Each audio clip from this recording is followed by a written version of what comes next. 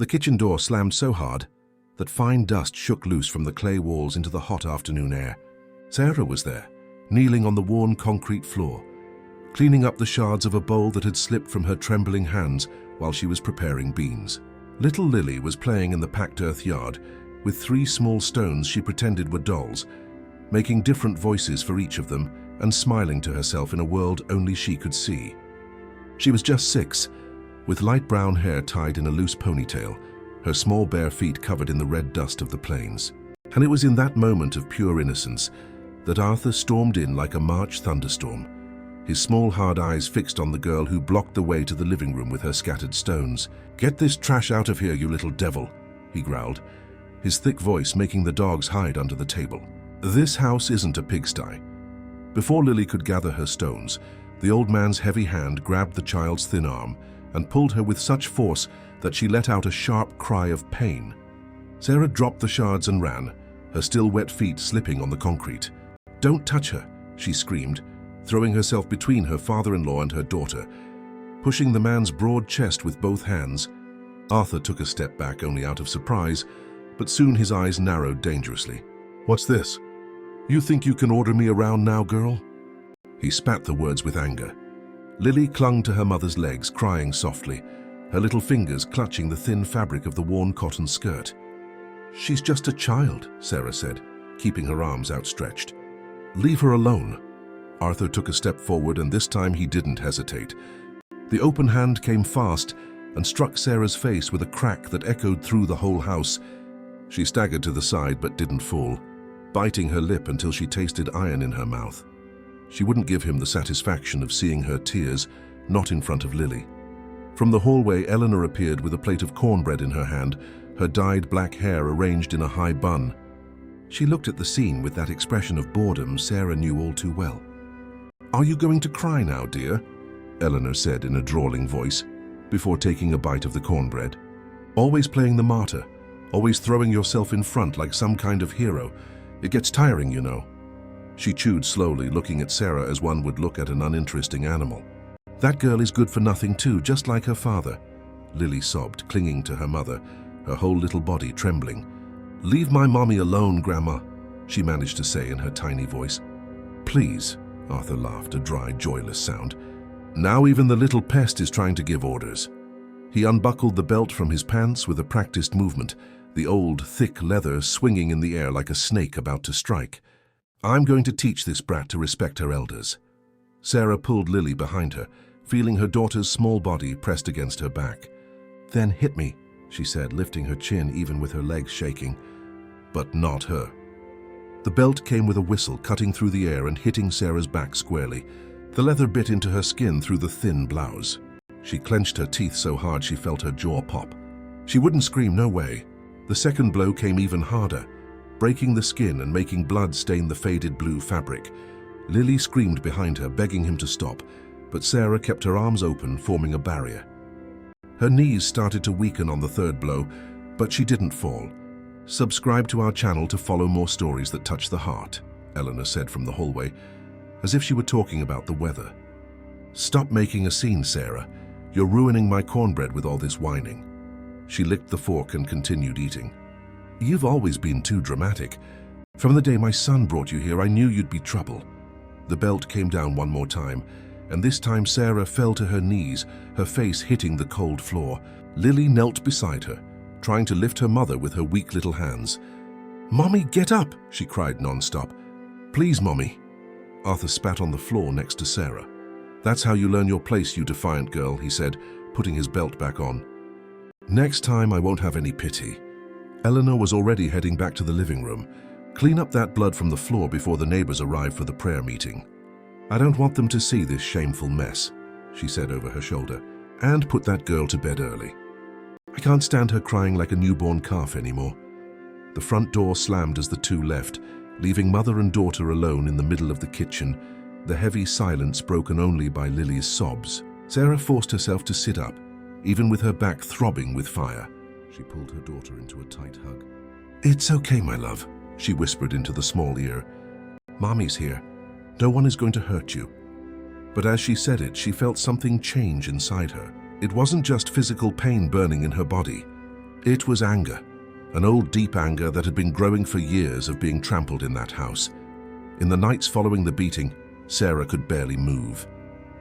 Every movement of her back was a raw reminder of the leather belt. She did her chores slowly, cooking, cleaning, washing clothes in the backyard basin under the sun that cracked the earth. Lily never left her side, following her mother from room to room, afraid to be alone. "Mommy, can we leave this place?" the girl asked one night as she snuggled on the thin mattress they shared in the small back room. "We can't, my love," Sarah answered, stroking her child's hair. "But one day we will." Lily nodded and hugged the rag doll Sarah had sewn from old scraps against her chest. "Rosie said that when I grow up we can live in our own house," she said, speaking for the doll. With a big yard full of flowers, Sarah felt her heart ache. Her 6-year-old daughter was already dreaming of escape when she should have been thinking about games and candy. "We will," she promised, even without knowing how. "It will have a yard so big you can plant anything you want." Arthur walked around the house like he owned everything and everyone, his chest puffed out, greeting neighbors at the door with a loud voice and a fake laugh. He was respected in the community, a man of means, owner of land and cattle. Everyone lowered their heads when he passed. The women from the church would comment among themselves how lucky Eleanor was to have such a hard-working and providing husband. If only they knew what happened between those walls. Eleanor was worse in her own way. Her sharp tongue cut deeper than any belt. She would pass Sarah in the kitchen and let slip, "At least try to make this food taste good, girl," or "Your dress is filthy. Go get changed, you look like a beggar." When Sarah fed Lily first, Eleanor would roll her eyes. "Keep spoiling that girl, you'll see what happens. You'll raise another useless one just like you." Sarah would bite her tongue until it bled. Every insult, every humiliation, she kept inside her chest like burning embers. She no longer argued because she learned that arguing wasted energy, and she needed to save her energy for something bigger. One night, while Lily slept with her cheek resting on her doll Rosie, Sarah stared at the cracks in the bedroom ceiling. The moon coming through the curtainless window illuminated the peeling walls, and it was there in that silence that she began to think of revenge. Not the kind that comes with screams and fights. It wasn't about running out the door hoping they would feel guilty later. Arthur and Eleanor didn't know guilt. They only understood power. If Sarah wanted to destroy them, she would have to hit them where it truly hurt. In their pride, their reputation, the image they had built of a perfect family. Arthur bragged about the respect he had in the village, how everyone saw him as a fair and hard-working man. Eleanor paraded around at Sunday Mass in her starched dresses and her perfect bun, participating in every prayer service, receiving the women in her home for the weekly rosary group. Her house was an example of order and devotion. Or so everyone thought. Reputation was their oxygen. Without it, they would suffocate. And that was exactly where Sarah was going to squeeze.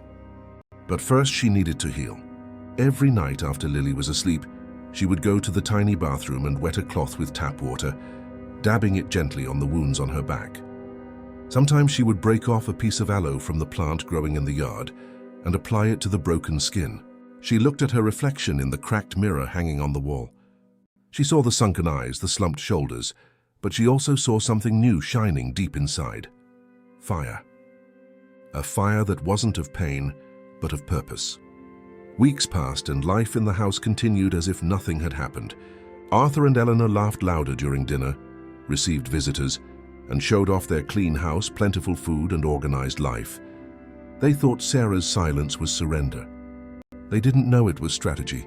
She began to write everything down in an old notebook she found forgotten in a kitchen cabinet.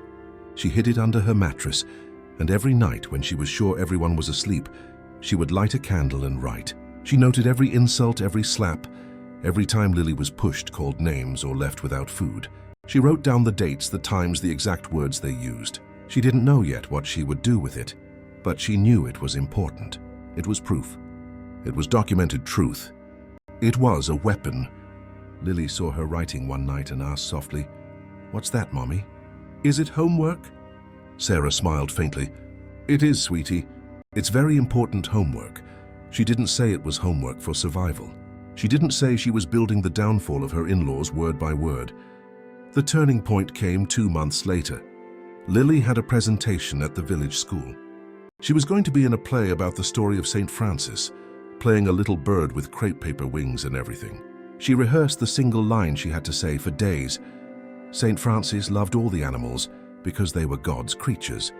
She would repeat it in a sing-song voice while walking around the yard. Sarah promised she would be there in the front row watching. Arthur and Eleanor also said they would go. Lily was so happy that she hugged her grandmother for the first time in months.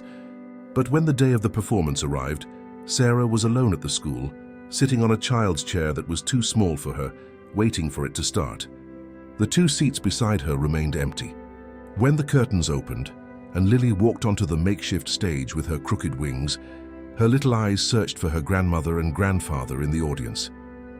Her excited smile slowly faded when she couldn't find them. She said her line perfectly. St. Francis loved all the animals because they were God's creatures, but her voice came out quiet and lifeless.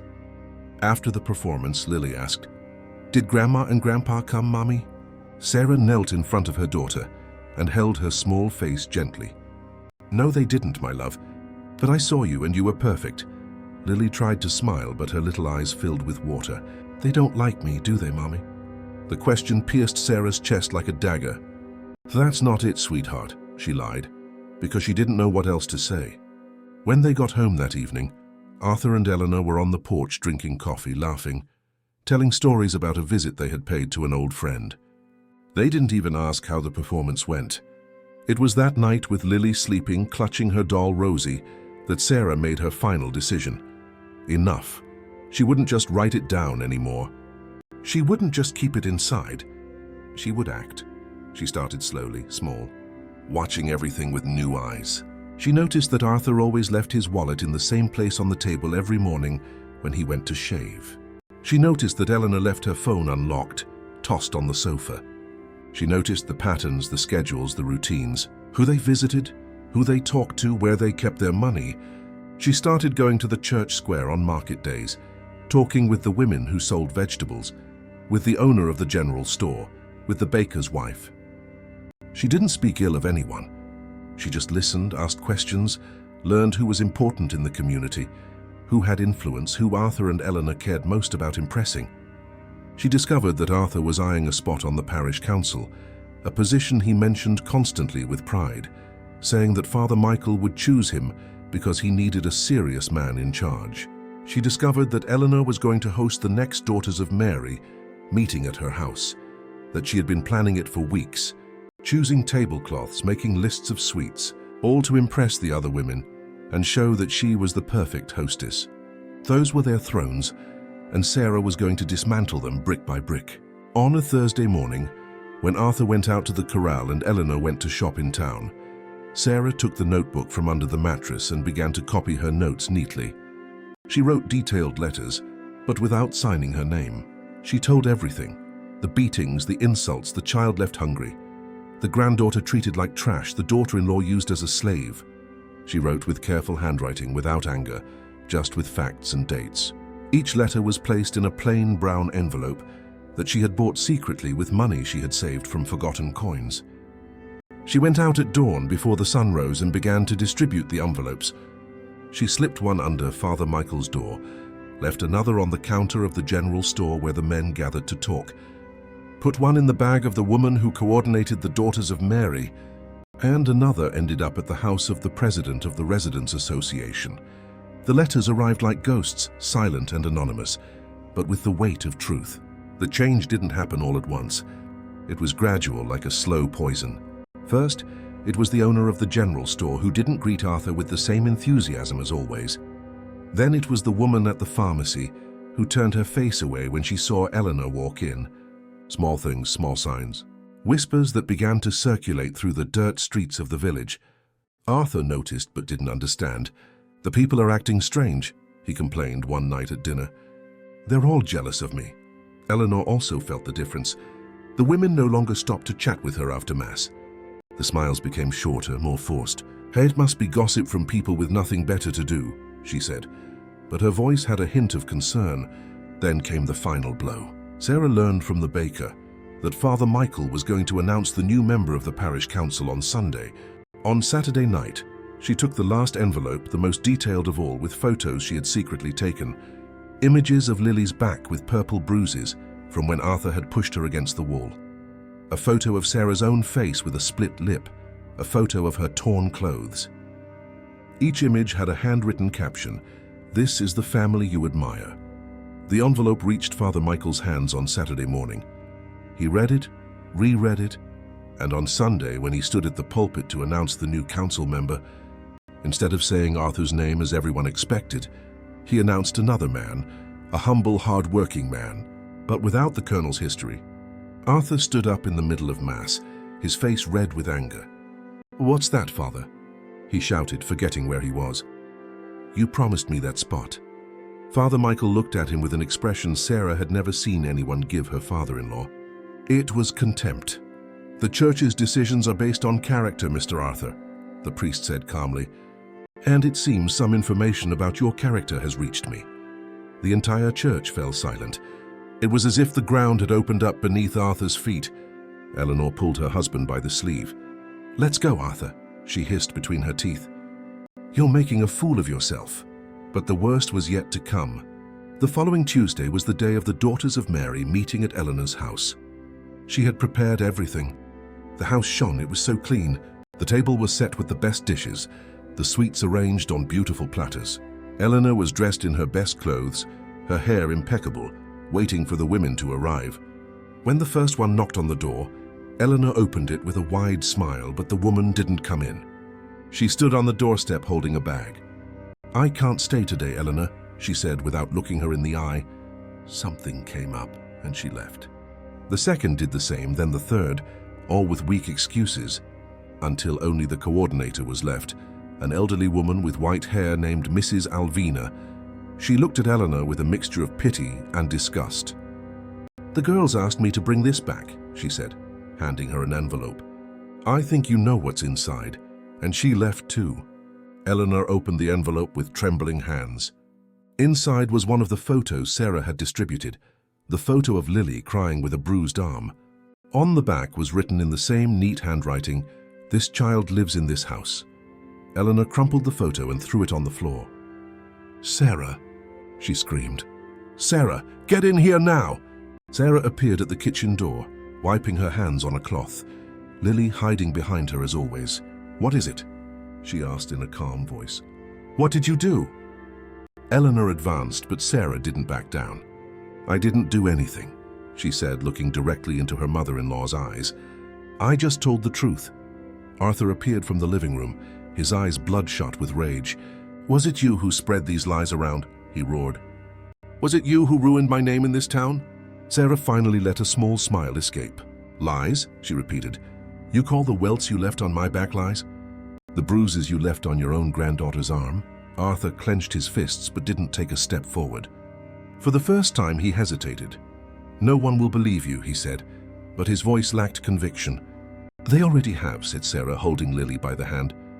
The silence that fell over the house was the sweetest Sarah had ever heard in her life. The weeks that followed were filled with a heavy silence inside that house, the kind of silence that screams louder than any fight.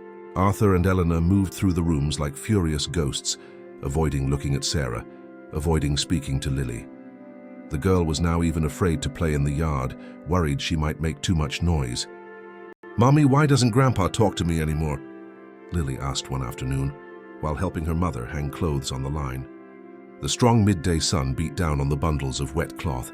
Sarah paused with a sheet in her hands and looked at her daughter, those big, innocent eyes waiting for an answer that made sense. "Sometimes grown-ups need time to think about the things they've done," she said, choosing her words carefully. "And thinking hurts, so they get quiet." Lily nodded but didn't seem convinced. "I don't like it when there's fighting," she whispered, hugging her doll Rosie. "I get scared." Sarah dropped the sheet and knelt right there on the hot dirt, pulling her daughter close. "I know you're scared, my love, but I promise nothing bad will happen to us. Mommy won't let it." But inside she knew the storm hadn't passed yet. This was just the eye of the hurricane, that deceptive calm before the chaos returned. Arthur's reputation in the village was in tatters. The men who once tipped their hats to greet him now averted their eyes when he walked down the street. The general store, which used to be his meeting spot for playing dominoes and talking politics, became hostile territory. One afternoon he walked in, and silence fell over the tables like a shroud. "Hey there, Arthur." The owner tried to maintain normalcy, but his voice sounded fake. "The usual?" Arthur sat at his usual corner table, but no one joined him. The other men stayed at their tables, talking quietly, casting sidelong glances. After half an hour of drinking cheap whiskey that tasted more like poison, he got up and slammed the door on his way out. Eleanor also felt the chill of rejection. The woman who coordinated the Daughters of Mary passed her in the square and pretended not to see her. The other women who once vied for her friendship now crossed the street to avoid greeting her. At the market, when Eleanor went to buy vegetables, the seller charged her more. And when she complained, the woman replied dryly, "That's the price. If you don't want it, don't take it." The poison of public humiliation coursed through their veins, and they didn't know how to stop it. They tried to cling to what dignity they had left. Arthur started leaving the house earlier and coming back later, spending hours in the corral with the cattle, avoiding the gazes of the villagers. Eleanor locked herself in her room and spent afternoons looking out the window, her face grim, her hands clutching a rosary, but not really praying. It was Sarah who ran the house now.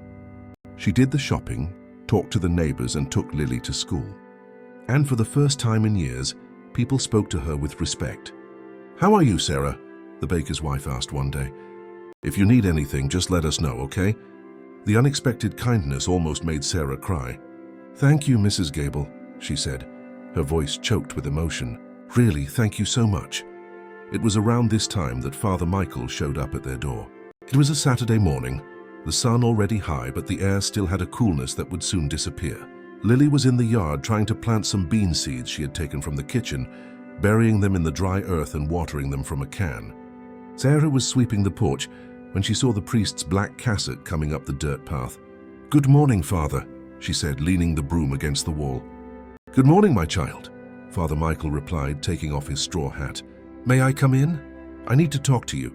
They sat at the small kitchen table. Sarah served black coffee and a piece of cornbread left over from breakfast. The priest took a slow sip, his eyes tired but kind.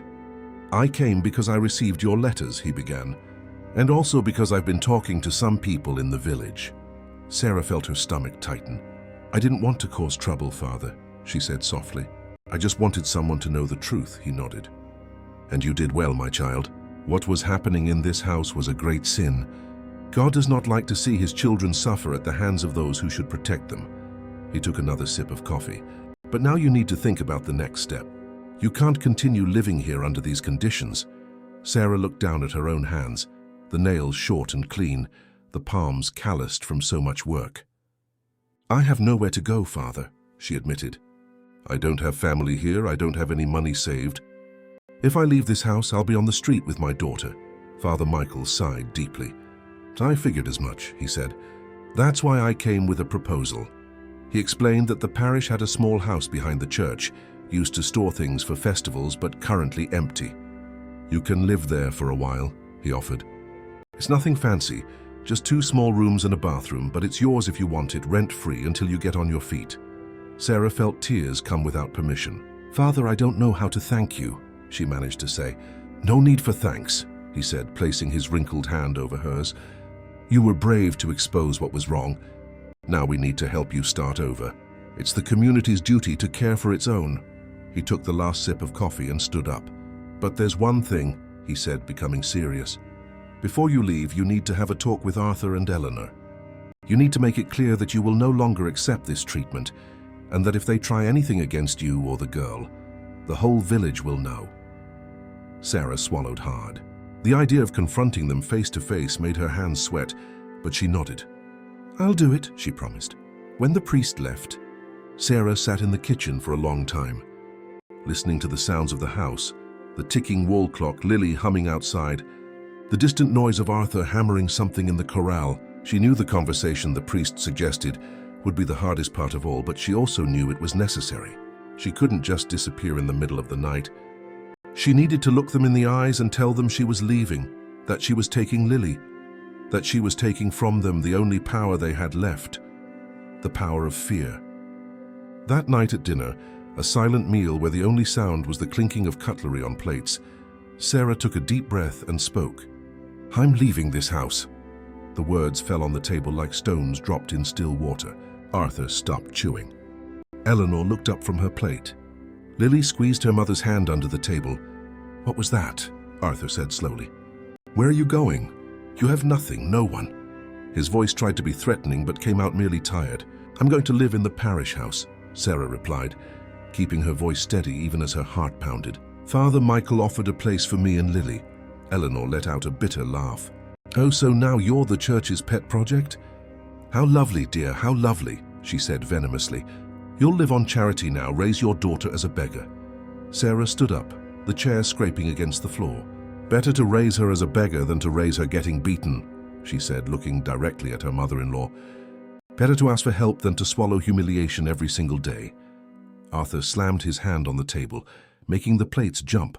"You're not taking my granddaughter anywhere," he shouted. "That girl stays here." It was then that Sarah felt all the accumulated anger of years rise in her throat. "Your granddaughter?" Oh, she almost laughed. "You never treated her like a granddaughter. You always treated her like a burden, like trash. And now you want to pretend you care." She took Lily by the hand and pulled her close. "We're leaving tomorrow morning. And if you try to stop us, if you lay a single finger on me or her, I swear I'll go to the police station in Pikeville and tell them everything all over again." Only this time with a police report. The silence returned, but it was different now. It wasn't the silence of fear. It was the silence of defeat. Arthur and Eleanor knew they had lost, that they no longer had control, that the woman they had spent years breaking had put herself back together and was standing before them, stronger than ever. "Go," Eleanor said finally, her voice low and full of bitterness. "Go and never come back. I don't want to see your face here again." Sarah nodded. "Don't worry," she said. "You won't." That night, she and Lily packed their few belongings into a cloth bag. It was just some clothes, the doll Rosie, the notebook Sarah treasured, and an old photo of Sarah's late husband, Lily's father, who had died in a motorcycle accident when the girl was only 2. "Are we going to be happy in the new house, Mommy?" Lily asked as she folded her small shirts. "Yes, my love," Sarah promised. "It will be different. It will be ours." They slept together that last night, huddled on the thin mattress, listening to the crickets chirping outside and the dogs barking in the distance. When the sun had barely risen, Sarah gently woke Lily. "Come on, sweetie, it's time to go." They put on the best clothes they had, grabbed the bag, and left through the back door without making a sound. The house was still asleep, or pretending to be. Sarah looked back one last time at those walls that held so much pain, so much suffering, and felt not sadness but relief. A relief so immense it was almost painful. They walked down the still empty dirt road, just the two of them and the first rays of sun painting the sky orange and pink.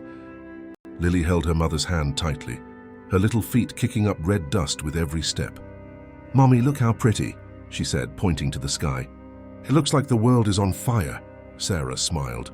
"It's a new world beginning," she said. The parish house was indeed small. 2 tiny rooms, a kitchen that could barely fit a stove, a bathroom with a cold shower. But it had a door that locked, windows that let the breeze in, and no one inside was going to yell or hit or humiliate. "It's perfect," Sarah said when Father Michael opened the door for them. "It's more than perfect." In the following days, some women from the village showed up with gifts. Mrs. Gable brought a set of used but clean pots and pans. Another woman brought sheets and towels. Another brought a bag of rice and beans. "This is to help you get started," they would say with shy smiles. "Anything you need, just call." Sarah cried with gratitude every time someone knocked on the door with something else. She was realizing now that there was goodness in the world, that not everyone was like Arthur and Eleanor, that there were people willing to lend a hand, without asking for anything in return. Lily adapted quickly. She arranged her little room just the way she wanted, hung drawings she made at school on the walls, and sat her doll Rosie on the windowsill as if she were keeping watch. "Rosie said she likes it here," Lily told her mother one night. "She said we can be happy here." Sarah hugged her daughter tightly. "Rosie is absolutely right," but the peace was short-lived. A week after they moved, Arthur showed up. It was late afternoon, and Sarah was cooking beans on a small stove when she heard the loud knock on the door. Her heart leaped. She knew who it was even before she opened it. "What do you want?" she asked, keeping the door partially closed. Arthur looked different, suddenly older. His shoulders stooped, his face full of wrinkles she didn't remember seeing before. "I came to get the girl," he said. "She's my granddaughter. She has to come home." Sarah felt the anger return. "No, she's not," she said firmly. "Lily stays with me, and you have no more power over us." He took a step forward, but Sarah didn't flinch. "You've ruined my life," he said. And for the first time, his voice cracked. "Everyone in the village treats me like garbage now, all because of you." She had to use all her strength not to laugh in his face. "Because of me?" she repeated in disbelief. "I only told the truth. If you're being treated like garbage, it's because you behaved like garbage." His hands trembled. She saw it. He wanted to hit her. The instinct was there, but he couldn't. Not with half the village knowing who he really was. "Get out of here," Sarah said, "and don't come back. If I see you near this house again, I'll scream so loud the whole town will hear." Arthur stood there for another moment, looking at her with a mix of anger and something that looked like desperation. Then he turned his back and walked away, limping, looking older and smaller with every step. Sarah closed the door and leaned against it, breathing deeply, her hands shaking with adrenaline. She had won again. But she knew the war wasn't truly over, that as long as Arthur and Eleanor had breath in them, they would try somehow to regain control. The priest came to visit them the next day, bringing news. "Arthur has been going around telling people you kidnapped his granddaughter," he said with concern. "He's trying to spin the story, saying you're an irresponsible mother who's using the girl for revenge." Sarah felt her blood run cold. "Can he do that?" she asked. "Can he take Lily from me?" The priest sighed. "He can try," he admitted. "But it will be difficult after everything that's come to light, especially with the community on your side." He paused. "But I came because I think you need to take legal action. Go to the courthouse in Pikeville, talk to the public defender's office, and secure official custody of the girl." The idea of going to the courthouse, of telling everything all over again to strangers in suits, made Sarah want to give up. But she looked at Lily playing on the floor with her stones and knew she had no choice. She would do whatever it took. "I'll go," she said. "I'll sort this out the right way." And so 3 days later, Sarah took the bus to Pikeville with Lily sleeping in her lap. It was almost a 2-hour journey on a bumpy road, the bus rattling and kicking up dust, filled with other women with market bags, men coming home from work, and children crying from exhaustion. When they arrived at the courthouse, the afternoon was already fading. The old 2-story building was painted a faded yellow. Sarah climbed the steps with Lily by the hand, feeling small and lost in this place full of serious people, walking quickly with folders under their arms. She managed to speak with a public defender, a young woman with glasses and her hair tied back. Her name was Ms. Evans. "Tell me what happened," she asked, picking up a pen. And Sarah told everything again, from the first slap, to the belt, the insults, the humiliation, to the escape and the recent threats. Ms. Evans listened, taking notes, sometimes frowning, sometimes nodding her head. "I did the right thing by leaving," she said when Sarah finished. "And I'm going to help you formalize your daughter's custody. We'll also file for a protective order so your father-in-law can't come near you." For the first time in a long time, Sarah felt she had someone truly on her side, someone with real power, someone who could put what was right down on paper. They returned to the village when it was already dark, the sky moonless, only the stars shining like scattered diamonds. Lily slept soundly in her mother's lap, exhausted from the trip. When they got off the bus and started walking down the street to the little parish house, Sarah saw a figure standing in front of the door. Her heart raced, but as she got closer, she saw it was Mrs. Gable, the baker's wife. "Sarah, thank God," she said, relieved. "I was waiting for you. I needed to warn you about something."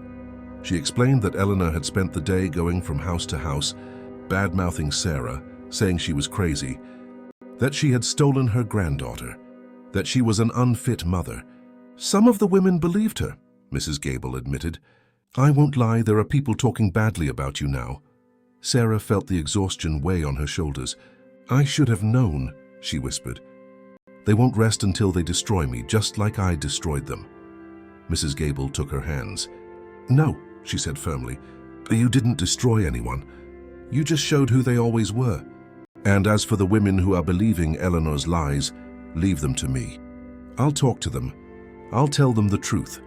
That night, after putting Lily to bed, Sarah sat on the edge of the bed and looked out the window at the starry sky. She was tired, so tired it ached in her bones.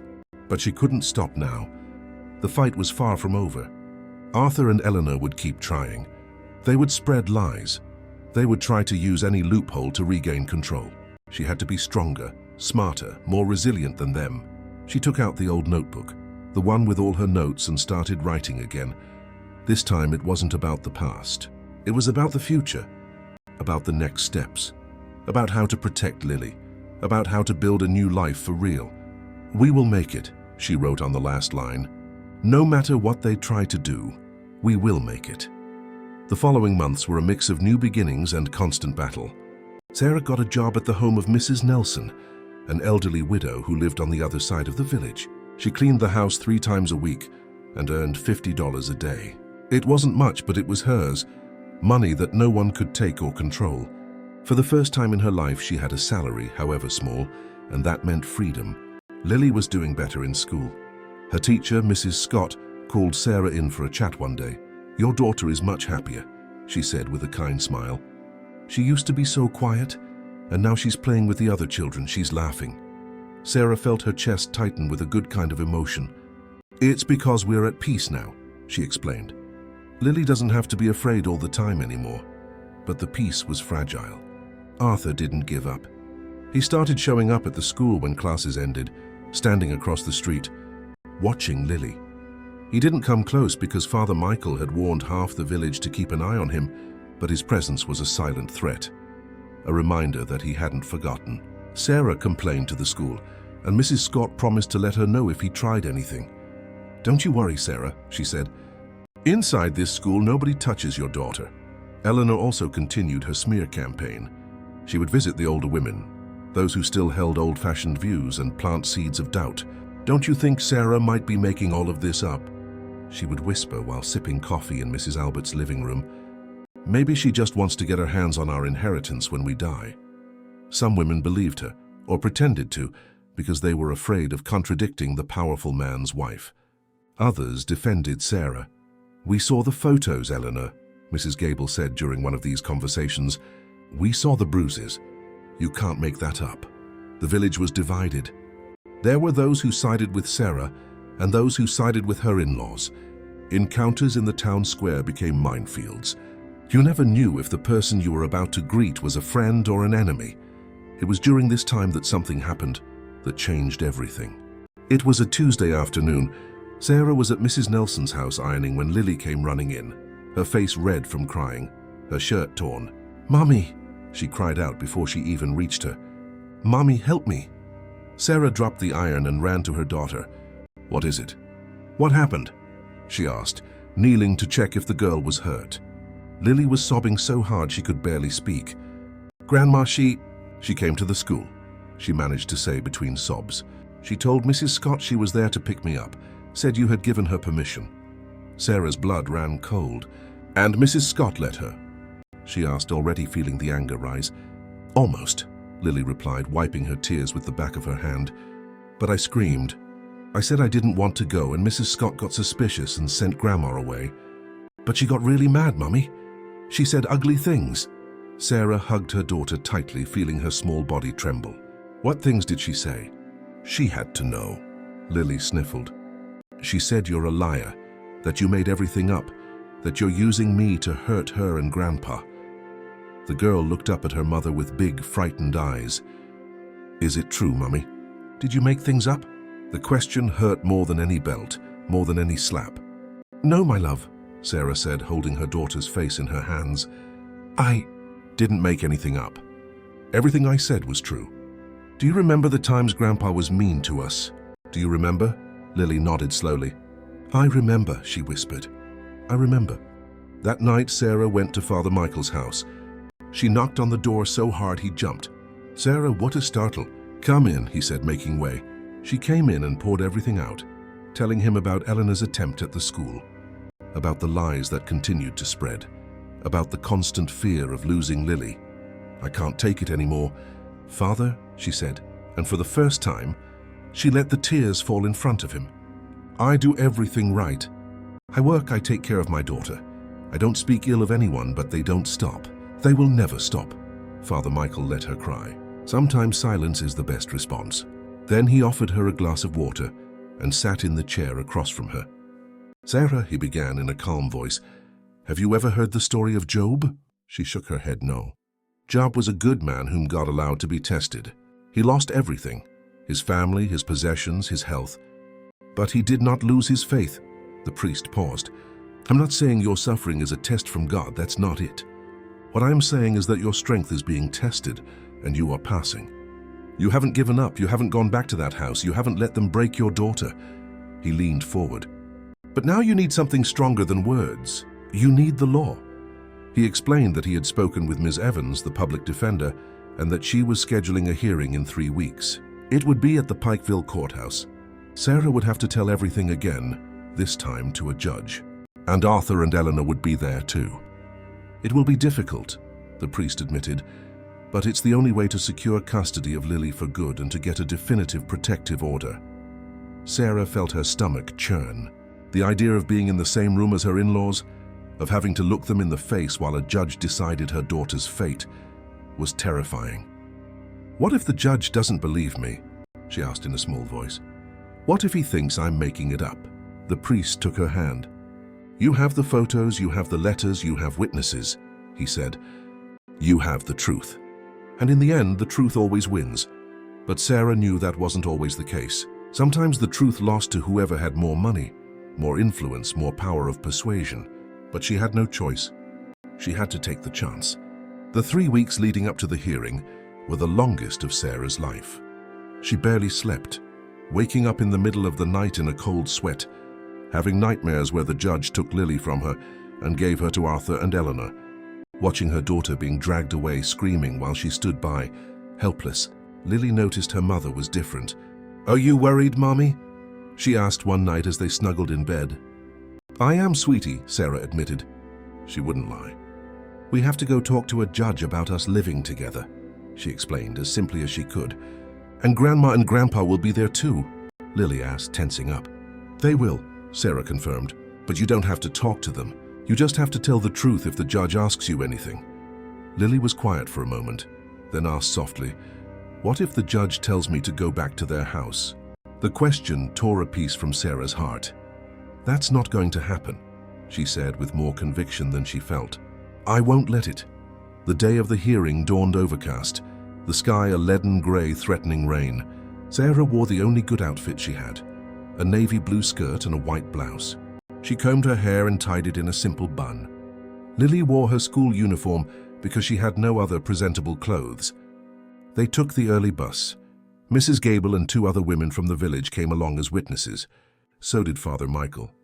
The bus was crowded and noisy, but inside Sarah's head there was only silence, a heavy silence of fear and anticipation. When they arrived at the courthouse, Ms. Evans was already waiting. She greeted Sarah and knelt to speak to Lily. "Hi, beautiful," she said in a sweet voice. "You're very brave, you know that." Lily didn't answer, just clung tighter to her mother's hand. "It's going to be okay," the lawyer told Sarah. "I've reviewed all the documents. We have a strong case." They entered the hearing room, a small cold space with white walls.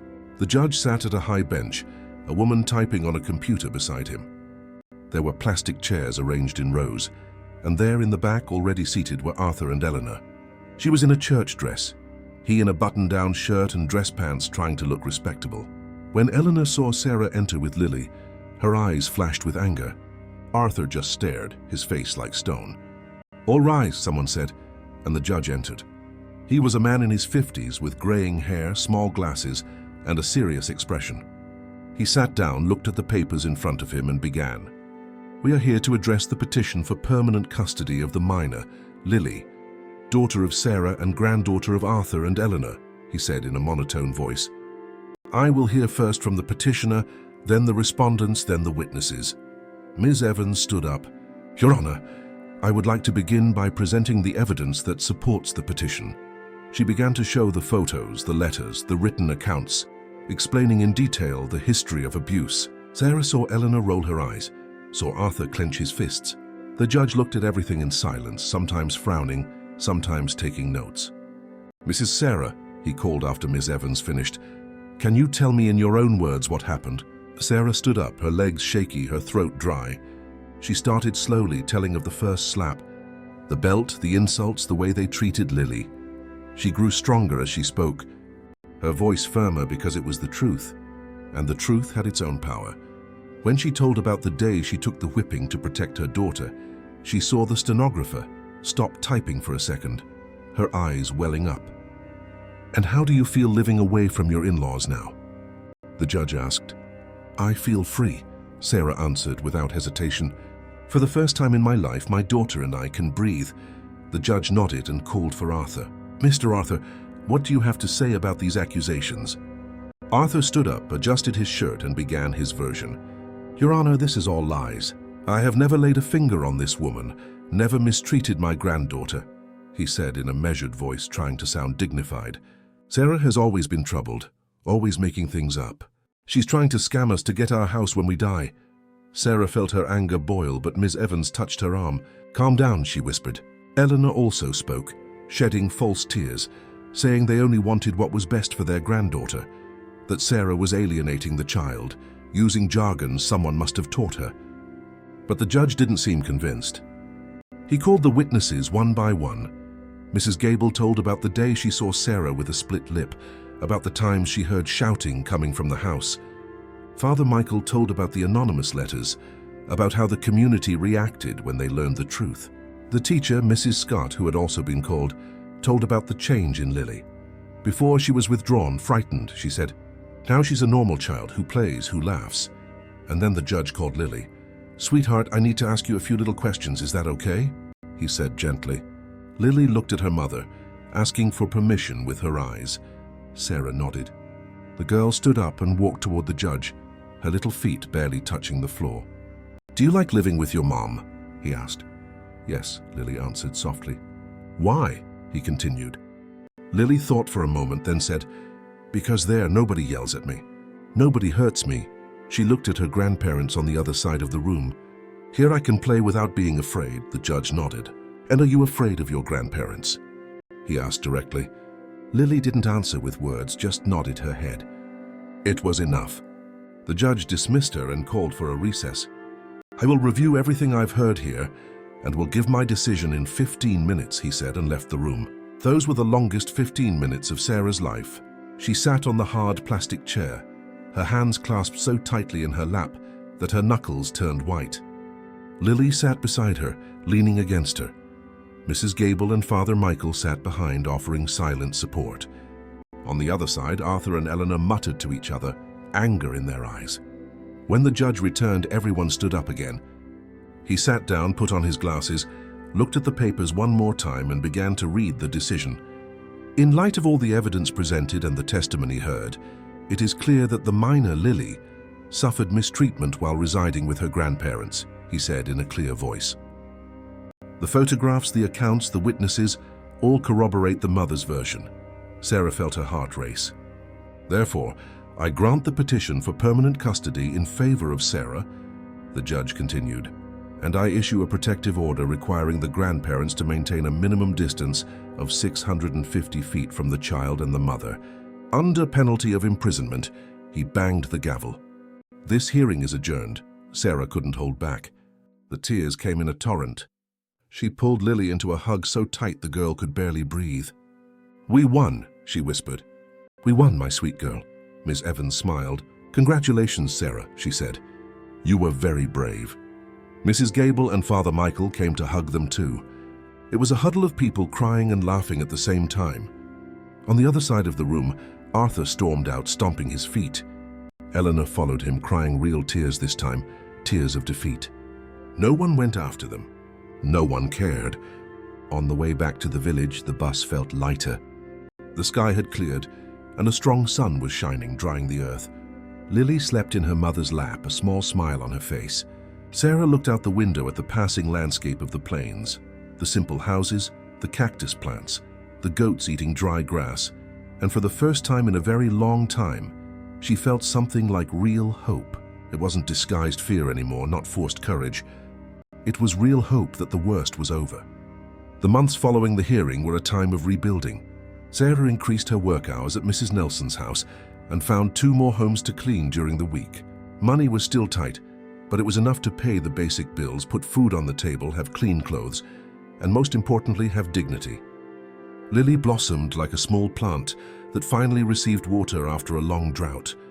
She made friends at school, started bringing drawings home, papers filled with colorful flowers and houses with smoke curling from their chimneys. "Look, Mommy," she would show them proudly.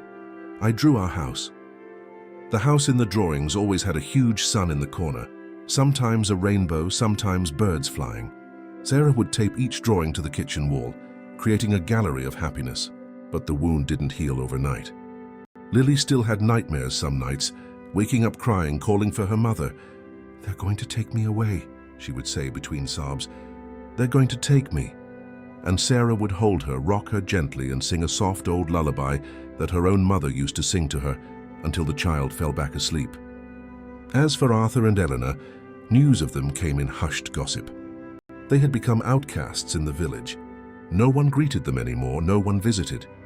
Their house, once always full of people for prayer meetings and porch conversations, now stood empty and silent. Mrs. Gable mentioned seeing Eleanor at the market once. She looked terrible, she told Sarah, like she hadn't slept in days, her hair uncolored, her clothes wrinkled. Sarah didn't feel pity. It would be a lie to say she did, but she didn't feel joy in their misery either. She just felt indifference. They were no longer important.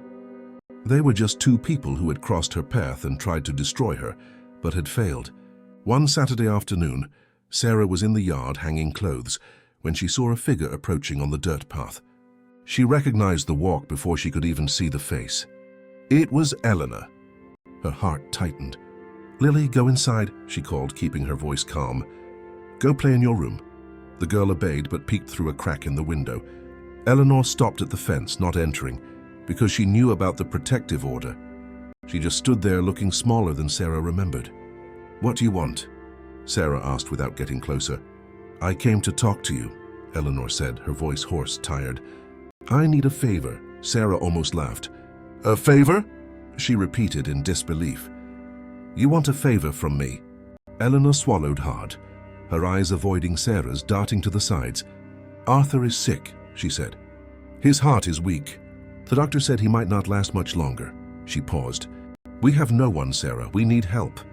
It was strange to see this woman, who had always been so proud, so full of herself, now begging for help, her hands trembling as she clutched the strap of her old purse. Her shoulders slumped. "And what do you think I owe you?" Sarah asked, the old anger rising to the surface. "After everything you did to me, to Lily." Eleanor finally looked at her, and there was something in her eyes Sarah had never seen before, regret. "I know we were wrong," she said softly. "I know we were cruel. I know." She wiped away a tear that escaped. "But we're old, we're alone. The whole village has turned its back on us." Sarah felt something shift in her chest. It wasn't pity exactly. It was something more complex. It was the awareness that these two once all-powerful people were now completely broken. "I can't help you," Sarah said finally. "I can't. Do you understand? I still have the scars. Lily still has nightmares. I can't just forget." Eleanor nodded slowly. "I understand," she said. "I just came to ask. I didn't expect you to say yes." She turned to leave but stopped, turning her head. "I'm sorry, Sarah," she said. "I'm truly sorry if that matters at all." And she walked away, her slow steps kicking up red dust on the path. Sarah stood there for a long time after she disappeared from sight, feeling a whirlwind of emotions she couldn't name. Anger mixed with sadness, mixed with something that felt like the beginning of closure. That night, she talked to Father Michael about what had happened. They were at his house drinking lemongrass tea, Lily playing in the yard with the priest's dogs. "She asked for help," Sarah told him. "And I didn't know what to do." The priest stirred the sugar in his tea slowly, thoughtfully. "Forgiveness is a complicated thing," he said. "The church preaches forgiveness, but the church also recognizes that forgiveness doesn't mean forgetting. It doesn't mean trusting again. It doesn't mean putting yourself back in a dangerous situation." He took a sip. "You are not obligated to help those who hurt you, Sarah," she sighed deeply. "But I keep thinking," she said, "if I don't help, if I let them suffer, am I not just like them? Am I not being cruel too?" The priest shook his head. "No, you're not," he said firmly. "Because you did not cause their suffering. They caused their own suffering with the choices they made. You only protected yourself, protected your daughter. That isn't cruelty. It's survival. Sarah let his words sink in. They made sense, but there was still a weight on her chest. And what if Arthur dies? She asked. What if he dies and I never get a chance to, I don't know, have some kind of resolution? The priest smiled sadly. Some stories don't have a neat resolution, my child, he said. Some stories just have an end. And that's okay. You don't have to make peace with everything that hurt you. Sometimes it's enough just to move on. And that's what Sarah decided to do. Move on. 2 weeks later, news came that Arthur had passed away. A massive heart attack. He died in his sleep. The funeral was on a Thursday morning. Few people attended. Some old neighbors out of obligation. The priest because it was his job. Sarah didn't go. She stayed home with Lily. The two of them made cornbread and sat on the kitchen floor, eating it with their hands, laughing about silly things. It wasn't disrespect. It was simply the choice not to let that man have any more space in their lives. Not in life, not in death. The months turned into a year, then 2. Life settled into a rhythm Sarah had never thought possible. She saved enough money to buy a used refrigerator, then a 4-burner stove to replace the single hot plate. Small victories that felt enormous. Lily grew up, lost her front teeth, and had that gap-toothed smile that Sarah captured on an old cell phone she got as a gift from Mrs. Gable. You're getting so big, Sarah would say all the time. Stop growing. And Lily would laugh. I can't stop, Mommy, it's automatic. One day, almost 3 years after the hearing, a woman appeared at the door of their little house. It was Eleanor, but so different that Sarah almost didn't recognize her. Her face was sunken, her body stooped, her hair completely white and thin. I'm leaving the village, she said bluntly. I'm going to live with a cousin in the city. Sarah nodded, not knowing what to say. I came to bring you something before I go, Eleanor continued. She held out a yellowed envelope. These are pictures of Lily when she was a baby, she explained. Pictures I took before everything went bad. Sarah took the envelope, opened it slowly. Inside were about 10 photos. Lily at a few months old, tiny, chubby, smiling her toothless smile. Some of the photos included her father, Marcello, Eleanor's son who had died in the motorcycle accident. I thought you'd want them, Eleanor said, so Lily would have some memory of her father. It was a small but significant gesture. It was the closest to an apology Eleanor could offer. Thank you, Sarah said, and this time she meant it. This will mean a lot to her. Eleanor nodded. She stood there for another moment, looking like she wanted to say something more but couldn't find the words. Take care of yourself, Sarah, she said finally. You're a strong woman, stronger than I ever was, and she left for the last time. Sarah looked at the photos alone before showing them to Lily. She saw her dead husband smiling in the images, so young, so full of life. She remembered the love she had for him, brief but real, and she also remembered that it was from him that Lily came, the best thing that had ever happened to her. She showed the photos to her daughter that night.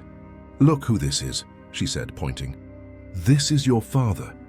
Lily took the photos carefully, as if handling something sacred. She studied each one in silence. He was handsome, she finally said.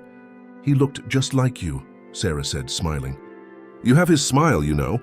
Lily traced a finger over the photograph. I wish I had known him, she said in a small voice. He would have loved you, Sarah assured her. He would have loved you so much. They put the photos in a makeshift album they made with cardstock and tape. It was a moment of healing that Sarah hadn't expected, a way to honor the past without letting it poison the present. The years continued to pass. Lily entered her teenage years, becoming a beautiful and intelligent young woman, always top of her class, always full of plans and dreams. I'm going to college, Mom, she would say. I'm going to be a lawyer to help women who go through what we went through. Sarah's chest would swell with pride. You will, she would say. You'll achieve anything you want. The little parish house became a real home. They planted flowers in the yard, ivy that climbed the fence, roses that perfumed the afternoons. They had a dining table now, simple but nice wood, where they ate together every night, talking about their day, about plans, about life. Sarah never got rich. She continued to clean houses, but it was honest work that paid the bills and allowed Lily to study. Some of the women she had helped through her own story started to seek her out. "Sarah, I'm going through a similar situation," one said. "Can you give me some advice?" And Sarah would advise them, tell them what she learned, refer them to the public defender's office, offer support. Without realizing it, she had become a kind of role model in the community. The woman who stood up, who spoke out, who won. Father Michael always said, "You're an inspiration, Sarah." And she would reply, "I just did what had to be done." On a special evening with Lily, now 15, they were sitting on the front step, looking at the stars that shone brightly in the clear country sky. "Mom," Lily said, "do you regret anything?" Sarah thought long and hard before answering. "I regret taking so long to fight back," she said honestly. "I regret letting you see so many bad things." Lily rested her head on her mother's shoulder. "But you saved me," she said. "You got me out of there. You fought for me. That's what matters." Sarah hugged her daughter. "And I'd do it all over again," she said. "Go 1,000 times if I had to." The sky was particularly beautiful that night, millions of stars like diamonds scattered on a black cloth. "You know what I think when I look at the sky like this?" Lily asked. "What?" Sarah wanted to know. "I think that every star is a chance to start over," Lily said.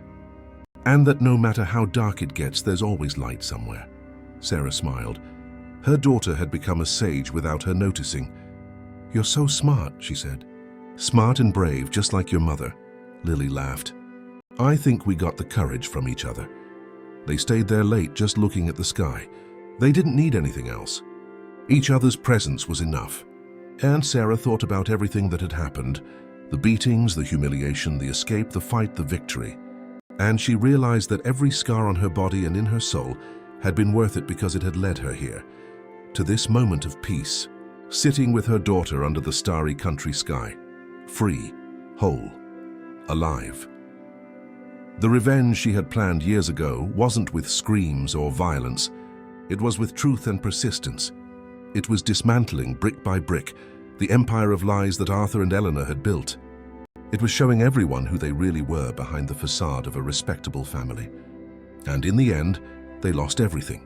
Their reputation, their respect, their influence, their very dignity. Not because Sarah was cruel, but because they reaped what they sowed. They sowed pain and reaped loneliness. They sowed fear and reaped rejection. They sowed cruelty and reaped contempt. Meanwhile, Sarah sowed courage and reaped respect. She sowed love and reaped loyalty. She sowed truth and reaped freedom.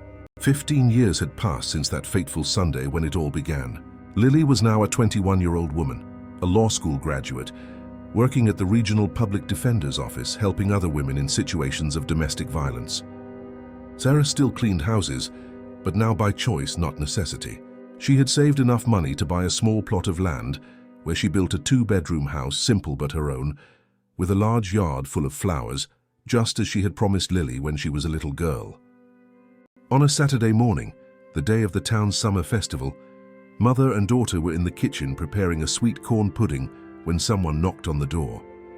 It was a young woman, no older than 25, with a baby in her arms and a black eye poorly hidden by makeup. "Are you Mrs. Sarah?" she asked in a trembling voice. "I am," Sarah replied. "Please come in." The woman entered and broke down. She told a familiar story.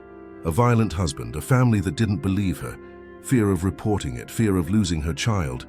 Sarah listened to it all, served coffee, held the baby so the young woman could breathe, and then she spoke. "I'm going to help you," she said. "But first you need to understand something. No one can save you if you don't want to be saved. I can show you the way, but you're the one who has to walk it." The woman nodded, wiping her tears. "I want to get out of this situation," she said. "But I don't know how." Lily approached. "I'm a lawyer," she said gently. "I can help you with the legal part, a protective order, filing for divorce, whatever you need."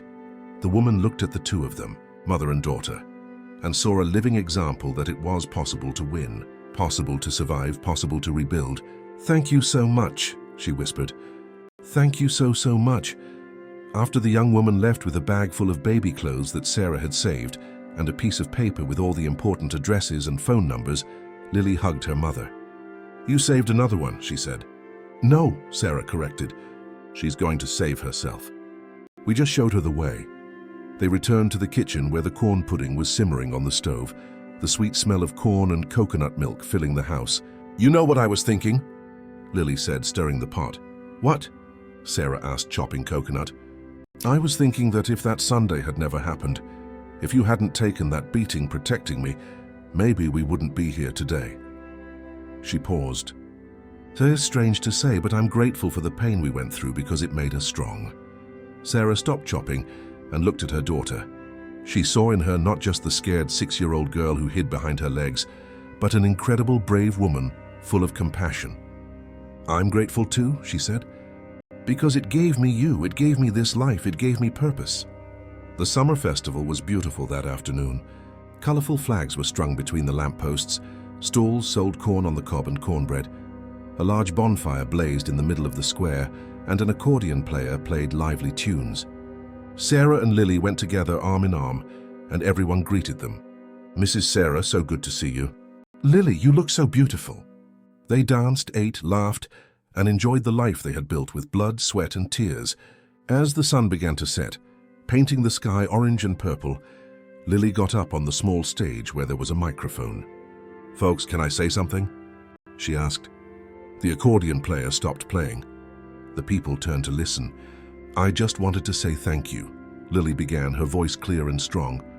Thank you to this community that took my mother and me in when we needed it most. Thank you to Father Michael, who gave us a roof over our heads, to Mrs. Gable, who gave us food, to Mrs. Scott, who taught me to read, to all the people who didn't turn their backs on us. She searched for Sarah in the crowd with her eyes, finding her there in the front, smiling through tears. And most of all, I want to thank my mother, the bravest woman I know, who taught me that we don't have to accept the unacceptable, that we can fight, that we can win. The entire square applauded. Sarah wiped her tears, laughing. It was so much emotion it couldn't fit in her chest. After the festival, they walked home slowly down the dirt road, the full moon lighting their way. Thanks for embarrassing me in front of everyone, Sarah joked. You're welcome, Lily replied, laughing. It needed to be said. They got home tired but happy, and sat on the porch looking at the quiet country night. And Sarah thought that if she could go back in time, if she could speak to that broken woman kneeling on the kitchen floor taking a whipping, she would say, hold on a little longer. It hurts now, but it will pass. And on the other side of this pain, there is life, there is freedom, there is love. Hold on, because it's worth it. She looked at Lily, who had fallen asleep in the rocking chair, her head lolled to the side, her breathing peaceful, and she felt an immense gratitude for that little girl who became a woman, for that house that became a home, for that life that almost didn't happen but did, against all odds. Subscribe to the channel to follow more stories of overcoming and courage. And tell us in the comments where you're watching from. Wherever it is, know that there is always hope, always a new beginning, always a path to the light even when everything seems dark. The story of Sarah and Lily is proof of that. End of story. And so ends the journey of a mother who turned pain into strength, humiliation into dignity, and fear into courage. Who taught her daughter that no one has the right to break our soul? Who showed the world that revenge doesn't have to be violent to be just? Sometimes revenge is simply surviving, thriving, and living well despite all the efforts of those who tried to destroy us. That the truth always finds its way. That a community has the power to transform lives when it chooses the right side. That every scar tells a story of a battle, and every battle won leaves us stronger.